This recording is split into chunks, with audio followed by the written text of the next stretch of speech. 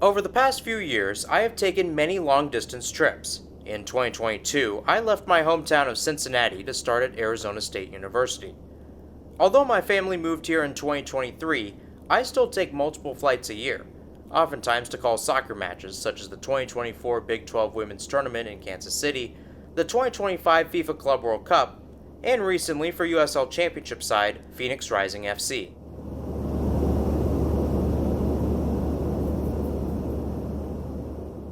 Like most of us, soccer teams were not traveling by plane in 1930, but the anticipation of seeing a new city or country, exploring it, growing closer to your group, and in the case of business trips, getting the job done, remained the same.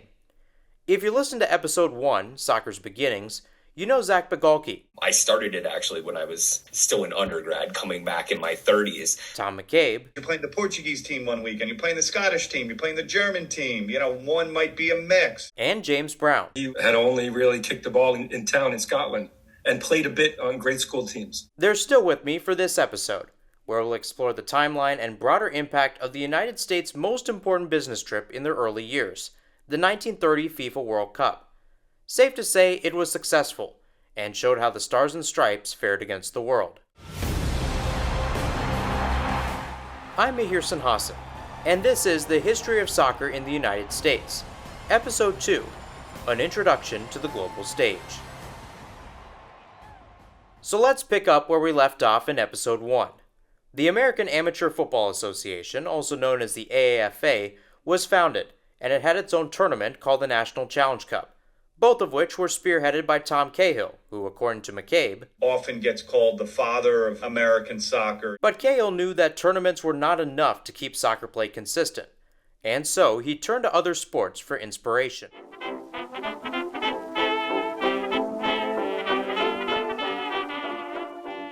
With the growing amount of leisure time after the First World War, sports in the United States entered a golden age. People would cheer on national icons such as baseball player Babe Ruth, football player Red Grange, and boxer Jack Dempsey. Cahill's hope came from Major League Baseball. It showed professional sports as profitable and as a common venture for entrepreneurs, such as club owners. He created the American Soccer League, or the ASL, in 1921, a top-flight group that Bigalke says Was professional and paying players above the table. 8 clubs, all on the East Coast, played in the league's first season. Although the Jersey City Celtics dropped out a few games in, the inaugural campaign was deemed a quiet success, with 4 teams playing the expected 24-game schedule. While some teams named themselves the traditional football club, or FC, which is still seen today, many team names paid homage to the communities they played for. You're an immigrant yourself, you're playing your game, you're representing, your background, your neighborhood. This was seen in Massachusetts, where 6-time ASL champions Fall River Marksmen showcased the city's occupation and the team's success. So Fall River, as I mentioned, was a textile town, one industry town. And they had a slogan contest in the early 1900s, and one of the winners was the City of Spinners and Winners. They were spinning this print cloth more than any other, town in the United States, maybe even the world, and then they were winning AFA Cup championships and U.S. Open Cup championships. So it was a good encapsulation in that kind of civic motto. A civic motto for one of the many fan bases that helped the American Soccer League become the best in the nation. That plays such a huge role in giving those hotbeds, more momentum. Those mill towns in New England, Bethlehem still, through New Jersey into New York. The fact is so many of those players are pulled from the American Soccer League. It's just the high level of play of that league. They're 12 years ahead of Argentina in terms of being fully officially professional. I want to say 15 or 17 years ahead of Brazil. So the fact is this was the place to come if you wanted to play in the Americas during that period. So I think the fact that you just have more talent embracing the opportunity to come here in that period and get paid for what they do just raises the level of play so high. That talent came from different countries, such as Egypt, Norway, and Sweden. But no other group flocked to the US more than the British. It got to the point where the Scottish Football Association held a meeting to address the quote-unquote American menace, a movement where many of the best Scottish players left their clubs to play in America.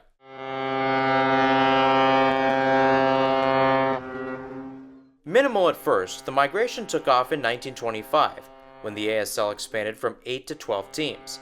And as Bigalke mentioned, they were coming for the money. In one instance, Scottish winger Alec McNabb was making £4 a week playing for Greenock Morton in the Scottish First Division. He was offered triple that amount to play overseas. McNabb told reporters that he, quote, made no secret to where he was going, end quote. This is something Sash Vice President James Brown knows well. His grandfather, Jim Brown, played in all 3 matches as the youngest American during the 1930 World Cup, and he played for Manchester United, yes, the Manchester United, a couple years later.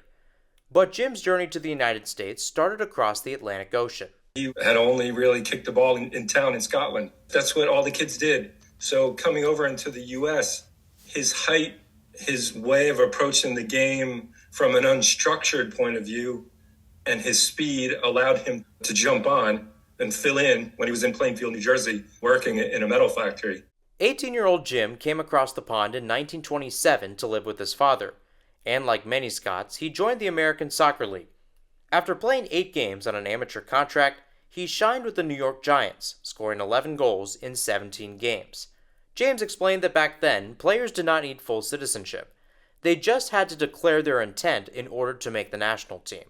So after his rise in the concrete jungle, Jim announced his plan and received his American citizenship on the voyage down to Uruguay for the 1930 World Cup. As for the trip, the United States and Mexico boarded the SS Menargo in Hoboken, New Jersey about a month before the inaugural tournament. While en route, the Americans participated in calisthenics, which were led by Jack Cole, one of the best coaches in the ASL. They often never used the ball in training. It was more about running, keeping your physical endurance, making sure that you could keep up and even go past what was expected, because you knew how to play, you knew how to touch the ball. A lot of people said, and my grandfather included, that 1930 U.S. team would not have gotten the results that they did, 3rd place, without the efforts of Jack Cole and his training methods.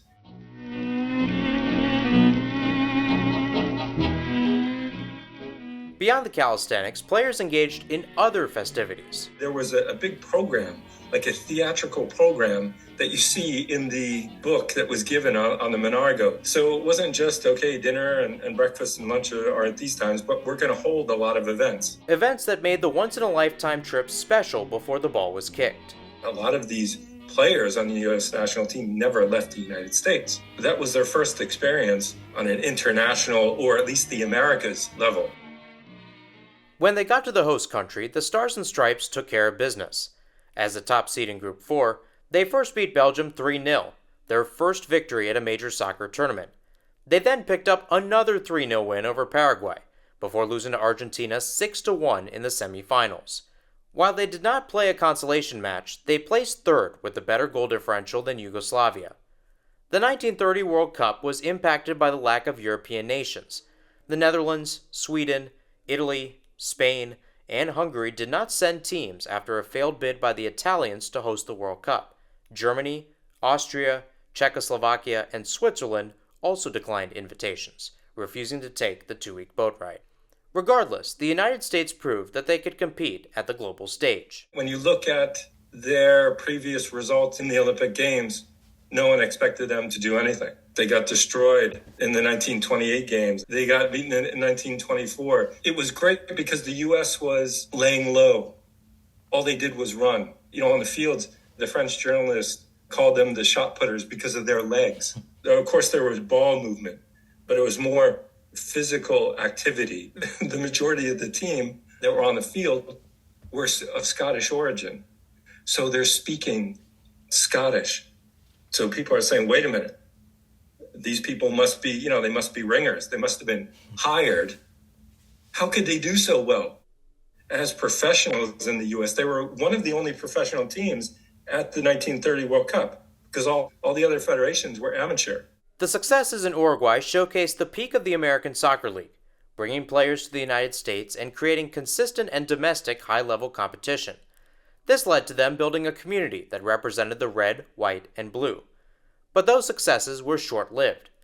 By the mid-1920s, a few teams were not making money, and around that time, the more progressive Bill Cunningham, a sports writer for the Boston Post, took over as the league president.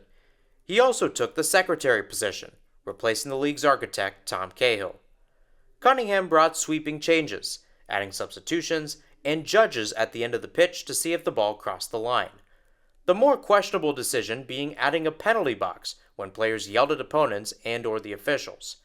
Around the time, the league also backed out of the National Challenge Cup in 1928. When Cunningham fined 3 teams for still participating, the United States Football Association suspended the league's membership, to which the ASL did not care. Cahill was furious. He started the Eastern League as competition. It included 3 former ASL teams, stronger teams from New York State League, and the Hakoah All-Stars franchise featuring Vietnamese players. The teams were frustrated too. Some were paying close to $1,000 a week in player wages. Additionally, the New York Evening Post estimated that the league's clubs spent about $100,000 trying to get 60 players, only for most of them to go elsewhere. Most American sports franchises faced problems at the turn of the decade when Wall Street collapsed. Major League Baseball attendance fell by 65% in the course of 2 years. College football dropped by 40%. With the problems piling up, the top-flight ASL folded in 1931, and it never reached its former glory as only a semi-pro league from 1933 to 1983. While the United States celebrated events like the 1950 World Cup win over England, the nation would have to wait until the 1960s for high-level soccer to reappear. What the next top-flight league looked like is coming up on the next episode of the History of Soccer in the United States. I'm Mahir Hassan.